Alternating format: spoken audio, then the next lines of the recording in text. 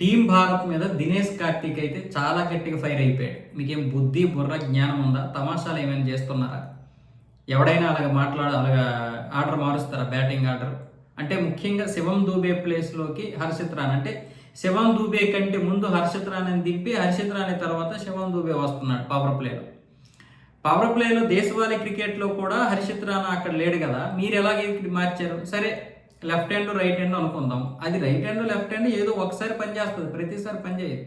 హర్షిత్ రాణా వచ్చినటువంటి పరిస్థితి ఎలా వచ్చింది అంటే మీరు ఏ విధంగా దీన్ని ఆర్డర్ మార్చేశారని చెప్పి దినేష్ కార్తీక్ ఇంగ్లాండ్తో ఘోరంగా ఓడిపోయినటువంటి పరిస్థితుల్లో మాట్లాడాడు.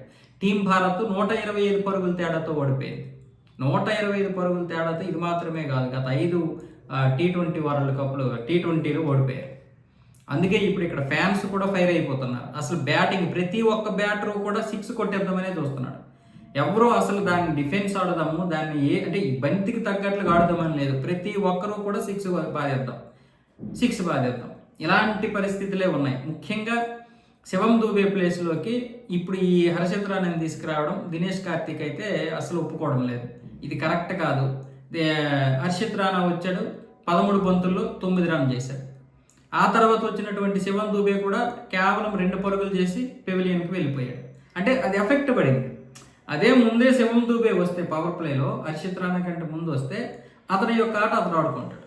అంటే ఖచ్చితంగా బ్యాటింగ్ ఆర్డర్లో మాత్రం మార్పులు చేయడం వల్ల ఈ యొక్క ఎఫెక్ట్ అయితే పడింది. అందులో మనం దినేష్ కార్తీక్ని అనడానికి ఏమీ లేదు.